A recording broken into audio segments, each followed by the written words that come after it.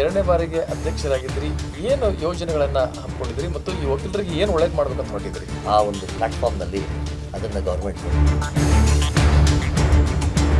ನ್ಯಾಯಾಂಗ ಸಮುದಾಯದಲ್ಲಿರುವಂಥ ಒಂದು ಸ್ವಚ್ಛತೆಯನ್ನು ಕಾಪಾಡಬೇಕು ಅಂತ ನೀವು 2 ಸಲ ಕೋಟ್ ಮಾಡಿದ್ರಿ. ಸ್ವಚ್ಛತೆ ಅಂದ್ರೆ ಏನು? ಸ್ವಚ್ಛತೆ ಅಂದರೆ ಟ್ರಾನ್ಸ್ಪರೆನ್ಸಿ, ನಾನ್ ಕರಪ್ಷನ್. ಸೊ ಈಗ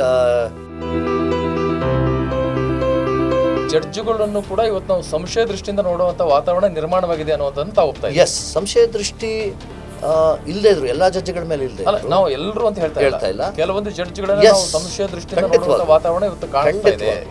ಅದನ್ನ ಸರಿಪಡಿಸಬೇಕು ಅಂತಂದ್ರೆ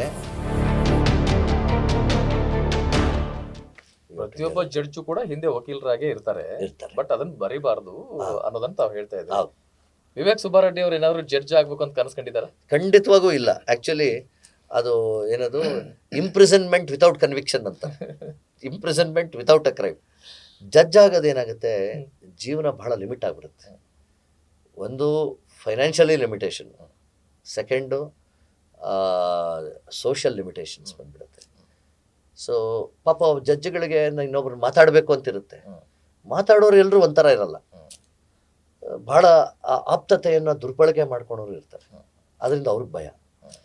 ಇದರಿಂದ ಏನಾಗುತ್ತೆ, it becomes a limited life. ಸದ್ಯ ಜಡ್ಜ್ ಆಗದೆ ಇದ್ರೇ ಒಳ್ಳೇದು ಅನ್ನೋದು that is the best. But Vivek Subbareddy ಅವರು MLA ಆಗಬೇಕು ಅನ್ನುವಂತ ಮಾತು ಡೆಫಿನೆಟ್ಲಿ ಪಾಲಿಟಿಕ್ಸ್ ನಲ್ಲಿ 2023 ಚುನಾವಣೆ ಸಂದರ್ಭದಲ್ಲಿ ಜಯನಗರಕ್ಕೆ ತಮ್ಮದೇನೋ ಹೆಸರು ಕೇಳಿ ಬಂದಿತ್ತು, ಹಾಗೂ ಬ್ಯಾಂಗ್ಳೂರ್ ನಾರ್ತ್ಗೂ ಕೇಳಿ ಬಂತು, ಬ್ಯಾಂಗ್ಳೂರ್ ನಾರ್ತ್ಗೆ MP ಗೆ. ಬಟ್ ಎರಡರಲ್ಲೂ ಒಂದು ಅವಕಾಶ ಸಿಕ್ಲಿಲ್ಲ. ಲೆಟ್ ಅಸ್ ಹೋಪ್ ದಟ್ ನಮ್ಮ ವಕೀಲರಲ್ಲೂ ಅದೊಂದು ಇದಿದೆ, ಪಾಲಿಟಿಕ್ಸ್ ನಲ್ಲಿ ಪ್ರೋಗ್ರೆಸ್ ಆಗಬೇಕು. ಅವಾಗೆಲ್ಲ ಹಿಂದೆ ಬಹಳಷ್ಟು ಜನ ನೋಡಿ, ನೀವು ಯಾರೇ CM ಗಳಾಗಿದ್ರು ಕೂಡ ಹೆಚ್ಚಾಗಿ ವಕೀಲರಾದವರೇ ಇದ್ದಾರೆ. ಅಂದ್ರೆ ವಕೀಲರಾದವರೇ ರಾಜಕಾರಣ ಮಾಡಬೇಕು ಅನ್ನುವಂಥದ್ದಿತ್ತು. ಈಗ ಎಲ್ಲಾ ತರದ ಜನರು ಕೂಡ ರಾಜಕಾರಣದಲ್ಲಿ ಬಂದಿದ್ದಾರೆ. ಆದ್ರೆ ಒಬ್ಬ ವಕೀಲರಾಗಿ ತಾವು ರಾಜಕೀಯಕ್ಕೆ ಹೋಗುವಂಥದ್ದು, ತಮ್ಮ ತಂದೆಯವರು ಕೂಡ ರಾಜಕಾರಣ ಮಾಡದಂತವ್ರು ಮತ್ತು ವಕೀಲಿಕೆಯನ್ನು ಮಾಡದಂತವ್ರು. ಸೊ ನಿಮ್ಗೆ ಎಷ್ಟು ಉತ್ಸಾಹ ಇದೆ ರಾಜಕಾರಣಕ್ಕೆ ಬರಬೇಕು ಅನ್ನೋ? Definitely lot of interest to come to politics. ಬಹಳ ಇಂಟ್ರೆಸ್ಟ್ ಇದೆ. ಆ್ಯಂಡ್ ಅಟ್ಲೀಸ್ಟ್ ಒಳ್ಳೇದು ಮಾಡ್ಬೋದು. Impactful change. ನನ್ನ ಬಿಲೀಫ್ ಏನಂತಂದರೆ, politics should be used to bring change. That is my belief. So ಅಂಥ ಅವಕಾಶ ಸಿಕ್ಕಿದ್ರೆ ಮಾಡೋಣ. ಇಲ್ಲಿ ವಕೀಲರ ಸಂಘದಲ್ಲಿ ನನ್ನ ತಕ್ಕ ಮಟ್ಟಿಗೆ ಮಾಡಿದ್ರಿಂದ ವಕೀಲರು ಅದನ್ನು ಗುರುತಿಸಿ ಮತ್ತೆ ನನ್ನ ಚುನಾಯಿಸಿದ್ದಾರೆ.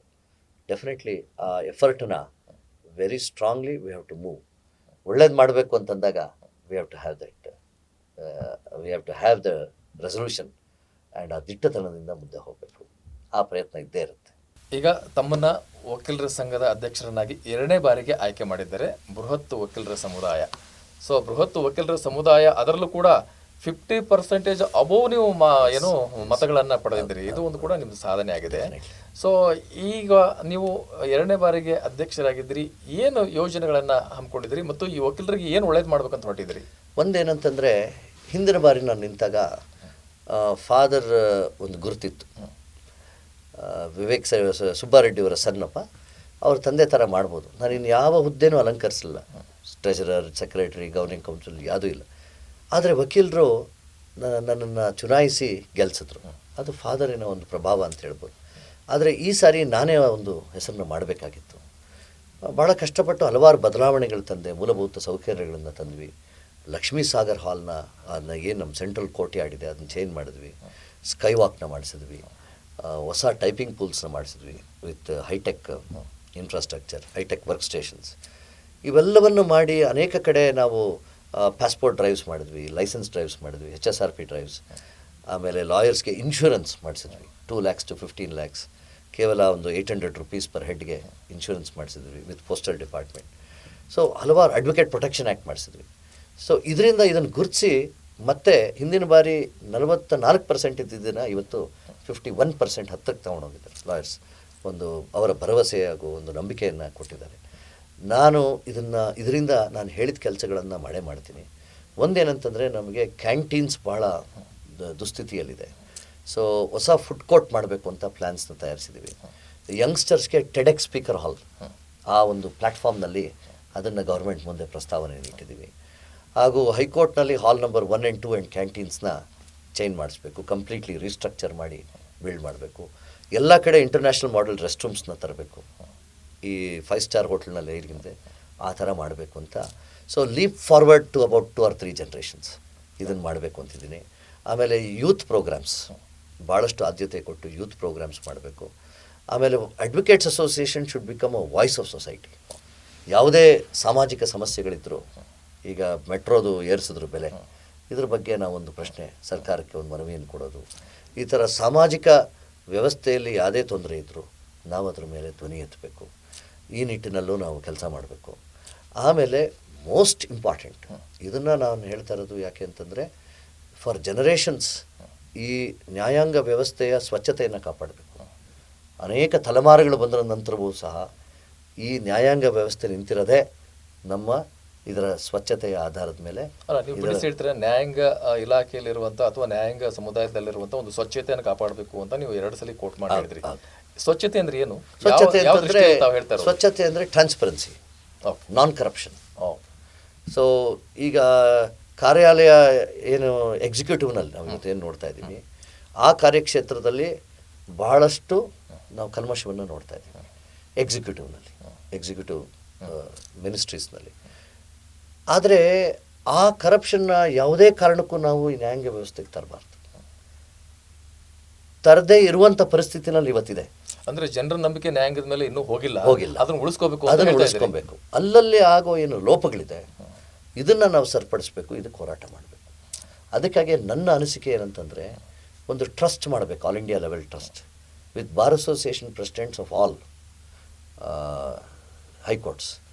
ಆ ಟ್ರಸ್ಟ್ ಮಾಡಿ, ಬೆಂಗಳೂರು ಅಸೋಸಿಯೇಷನ್ ಅದನ್ನು ಪ್ರತಿಪಾದಿಸಬೇಕು ಅಂತ ನನ್ನ ಇಚ್ಛೆ. ಆ ಟ್ರಸ್ಟನ್ನು ಮಾಡಿ ಫಾರ್ ಟ್ರಾನ್ಸ್ಪರೆನ್ಸಿ ಇನ್ ಜುಡಿಷರಿ ನಾವೊಂದು ವಾಚ್ ಡಾಗ್ ಆಗಿ ನಿಲ್ಲಬೇಕು. ಏನಾಗಿದೆ, ಜುಡಿಷಿಯಲ್ ಅಕೌಂಟಬಿಲಿಟಿ ಮೇಲೆ ಕೇಂದ್ರ ಸರ್ಕಾರ ಒಂದು ಕಾನೂನನ್ನು ಮಾಡ್ತು. ಇದು ಇಂಟರ್ಫಿಯರೆನ್ಸ್ ಇನ್ ಜುಡಿಷರಿ ಅಂತ ಸುಪ್ರೀಂ ಕೋರ್ಟ್ ಅದನ್ನು ತಳ್ಳಿ ಹಾಕ್ತು. ಜಜ್ಮೆಂಟ್ ಏನೋ ಆಯಿತು, ಸಹಜವಾಗಿಯೇ ಪೊಲಿಟಿಕಲ್ ಇಂಟರ್ಫಿಯರೆನ್ಸ್ ಇರಬಾರ್ದು ಜುಡಿಷರಿನಲ್ಲಿ. Executive should not appoint judges ಅನ್ನೋದು ಕರೆಕ್ಟ್ ಪ್ರಿನ್ಸಿಪಲ್, ಅದು ಬೇಸಿಕ್ ಪ್ರಿನ್ಸಿಪಲ್. ಯಾಕಂದರೆ ಪಾಲಿಟಿಕ್ಸ್ ಬರುತ್ತೆ ಅಪಾಯಿಂಟ್ಮೆಂಟ್ನಲ್ಲಿ. ಆದರೆ ಮತ್ತೊಂದು ಮೂಲಭೂತ ಪ್ರಶ್ನೆ ಇದೆ. ನೀವು ಲೆಜಿಸ್ಲೇಚರ್ ಪಾರ್ಲಿಮೆಂಟ್ ಮಾಡಿದಂಥ ಕಾನೂನನ್ನು ತಳ್ಳಿ ಹಾಕಿದ್ರಿ, ನೀವು ಇಂಟರ್ನಲ್ ಪ್ರೊಟೆಕ್ಷನ್ಗೆ ಏನು ಮಾಡಿದ್ದೀರಾ? ಸುಪ್ರೀಂ ಕೋರ್ಟು ಇಂಟರ್ನಲ್ ಇದು ಕಂಟ್ರೋಲ್ಸ್ನಾಗ ಏನು ತಂದಿದ್ದೀರಾ? ಏನೂ ತಂದಿಲ್ಲ, ಅಥವಾ ತಂದಿದ್ರೂ ಸಹ ಅದು ವರ್ಕ್ ಆಗ್ತಾ ಇಲ್ಲ. ಸೊ ಈ ಇಂಟರ್ನಲ್ ಕಂಟ್ರೋಲ್ಸ್ ಏನೂ ಇಲ್ಲದೆ ಇರುವಾಗ ಯಾರೂ ಇಲ್ಲ ಈ ಸಂಸ್ಥೆ ಬಗ್ಗೆ ಧ್ವನಿ ಎತ್ತೋದಕ್ಕೆ.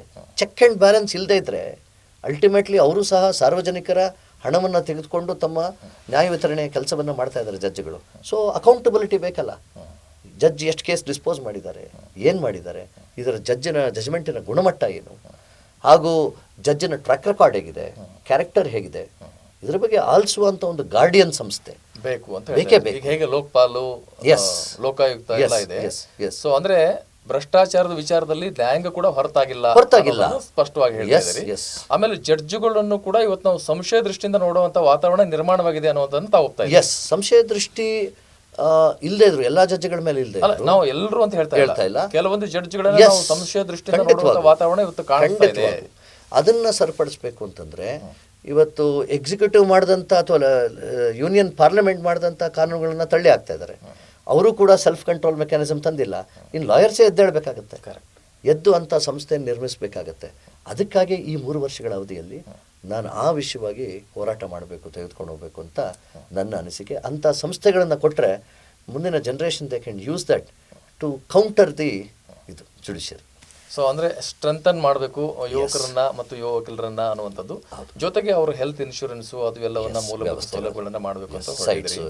ಒಬ್ಬ ವಕೀಲರು ಚೆನ್ನಾಗಿ ಇರಬೇಕು ಅಂತಂದ್ರೆ ಅವರ ಮಾನಸಿಕ ಸ್ಥಿಮಿತದ ಜೊತೆಗೆ ದೈಹಿಕ ಆರೋಗ್ಯ ಕೂಡ ಅಷ್ಟೇ ಇಂಪಾರ್ಟೆಂಟ್ ಆಗಿದೆ. ದೈಹಿಕ ಕಸರತ್ತು ಅಥವಾ ಸ್ಪೋರ್ಟ್ಸ್ಮನ್ ಆಗಿ ಇರೋ ತರ ಏನಾದ್ರು ವ್ಯವಸ್ಥೆ ಮಾಡ್ತಾ ಇದ್ದಾರೆ? ಬಹಳಷ್ಟು ಇದೆ. ನಮ್ಮಲ್ಲಿ ಜಿಮ್ ಇದೆ 7th ಫ್ಲೋರ್ನಲ್ಲಿ ವಕೀಲರ ಸಂಘದಲ್ಲಿ, ಹಾಗೂ ಕ್ರಿಕೆಟ್ ಟೂರ್ನಮೆಂಟ್ಸ್ ಇದೆ, ಕಬಡ್ಡಿ ಟೂರ್ನಮೆಂಟ್ಸ್ ಇದೆ, ಫುಟ್ಬಾಲ್ ಟೂರ್ನಮೆಂಟ್ಸ್ ಇದೆ.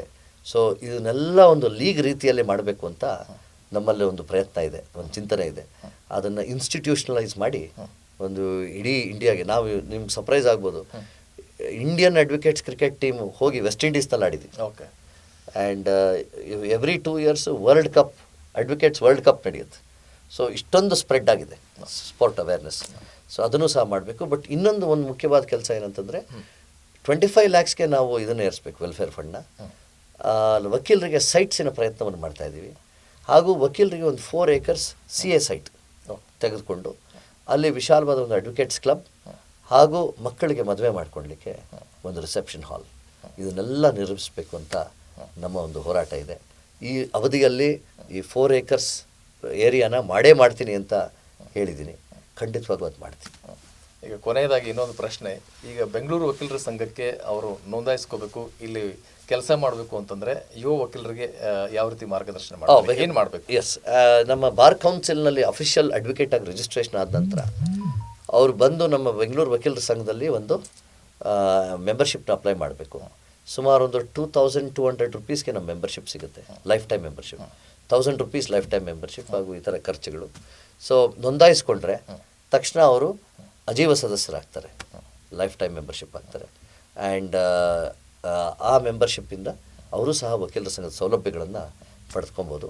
ಹಲವಾರು ಬಾರಿ ಯುವ ವಕೀಲರು ನೋಂದಾಯಿಸ್ಕೊತಾ ಇರಲಿಲ್ಲ. ಈಗ ನಾವು ಪಾರ್ಕಿಂಗ್ ಸ್ಟಿಕ್ಕರ್ ಬೇಕು, ನೀವು ವಕೀಲರ ಸಂಘದ ಮೆಂಬರ್ಶಿಪ್ ಆಗಲೇಬೇಕು ಅಂತ ಕಡ್ಡಾಯ ಮಾಡಿದ್ರಿಂದ ಅವರಾಗವರೇ ಬಂದು ಮೆಂಬರ್ಶಿಪ್ ಆಗ್ತಾಯಿದ್ದಾರೆ. ಅದು ಸಹ ಒಳ್ಳೆಯ ಬೆಳವಣಿಗೆ. ಆ್ಯಂಡ್ ನಮ್ಮ ಕಮ್ಯುನಿಟಿ ರೆಸ್ಪಾನ್ಸಿಬಿಲಿಟಿ ಒಂದು ಇದ್ದೇ ಇರುತ್ತೆ ಒಬ್ಬ ವ್ಯಕ್ತಿಗೆ. Social responsibility and community responsibility, ಸಾಮಾಜಿಕ ಒಂದು ಜವಾಬ್ದಾರಿ ಇರುತ್ತೆ.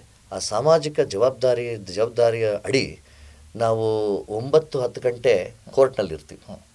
ಆಗ ನಮ್ಮ ಮಿತ್ರರು, ನಮ್ಮ ವಕೀಲರ ಪರಿಸರ ಹಾಗೂ ನಮ್ಮ ವಕೀಲರ ಸಮುದಾಯ ಹಾಗೂ ಸಮಾಜ, ಇದಕ್ಕೆ ನಾವು ಒಂದು ಸ್ವಲ್ಪ ಕೊಡುಗೆ ನೀಡಬೇಕು ಅಂತ ನಾವೆಲ್ಲರೂ ಪ್ರಯತ್ನ ಪಟ್ಟರೆ ನಾವೆಲ್ಲರೂ ಒಳ್ಳೆಯ ಸಮಾಜವನ್ನು ಸೃಷ್ಟಿಸ್ಬೋದು, ಒಳ್ಳೆಯ ವಕೀಲ ವೃಂದವನ್ನು ಸೃಷ್ಟಿಸ್ಬೋದು. ಈ ನಿಟ್ಟಿನಲ್ಲಿ ನಾವೆಲ್ಲರೂ ಜವಾಬ್ದಾರಿಯುತವಾಗಿ ರೆಡಿಯಾಗಿದ್ದೀವಿ. ಈ ಒಂದು 8, 9, 10 ಅವರ್ ತಾವು ಕೆಲಸ ಮಾಡ್ತಾ ಇರ್ತೀರಿ, ಅದರ ಮಧ್ಯದಲ್ಲಿ ಯಾವಾಗ ಪೇಪರ್ ಓದ್ತೀರಿ? Morning paper, Samyukta Karnataka paper morning paper ಓದ್ತೀವಿ. Samyukta Karnataka is one of the ಬಹಳಷ್ಟು ಆಕರ್ಷಕವಾದ ಪೇಪರ್. ಬರವಣಿಗೆ ಮಾತ್ರ ಬಹಳ ಚೆನ್ನಾಗಿದೆ. ಪರ್ಟಿಕ್ಯುಲರ್ಲಿ ಸೆಂಟ್ರಲ್ ಆರ್ಟಿಕಲ್ಸ್, ನಿಮ್ಮ ಎಡಿಟೋರಿಯಲ್ ಆ್ಯಂಡ್ ಸೆಂಟ್ರಲ್ ಆರ್ಟಿಕಲ್ಸ್, ಇದನ್ನು ಓದಲಿಕ್ಕೆ ಭಾಳ ಇಚ್ಛೆ ಪಡ್ತೀನಿ. ಈ ಪೇಪರ್ನ ನಮ್ಮ ವಕೀಲರ ಸಂಘದಲ್ಲೂ ಸಹ ನಾವು ಇಡಬೇಕು ಅಂತ ನಾನು ಡೈರೆಕ್ಷನ್ ಕೊಡ್ತೀನಿ. ನಾವೆಲ್ಲರೂ ಸಹ ಅದರ ಜ್ಞಾನ ಭಂಡಾರ ಏನಿದೆ, ಆ ಜ್ಞಾನ ಭಂಡಾರವನ್ನು ನಾವು ಉಪಯೋಗಿಸ್ಕೊಂಡು ನಾವು ಸಹ ಜೀವನದಲ್ಲಿ ಒಳ್ಳೆಯ ವ್ಯಕ್ತಿಗಳಾಗಿ ಹೊರಹೊಮ್ಮಬಹುದು. ಇದು ಭಾಳಷ್ಟು ಒಂದು ಒಳ್ಳೆಯ ವಿಷಯ ಅಂತ ಹೇಳ್ಬೋದು. Thank you sir. Thank you, ಧನ್ಯವಾದಗಳು. Thank you. ಬಹಳಷ್ಟು ನನ್ನ ಪ್ರಶ್ನೆಗಳಿಗೆ ಸಾವಧಾನವಾಗಿ ಉತ್ತರವನ್ನು ಕೊಡ್ತೀರಿ. ನಮಗೆ ಒಳ್ಳೆಯದಾಗಲಿ. Thank you Channaveer sir. Thank you. ನೋಡೋದಲ್ಲ ವೀಕ್ಷಕರೇ, ಇದು ವಿವೇಕ್ ಸುಬ್ಬಾರೆಡ್ಡಿ ಅವರ ಮಾತು. ನೋಡ್ತಾ ಇರಿ ಸಂಯುಕ್ತ ಕರ್ನಾಟಕ ಯೂಟ್ಯೂಬ್ ಚಾನಲ್ ಮತ್ತು ಓದ್ತಾ ಇರಿ ಸಂಯುಕ್ತ ಕರ್ನಾಟಕ ದಿನಪತ್ರಿಕೆಯನ್ನು. ನಮಸ್ಕಾರ.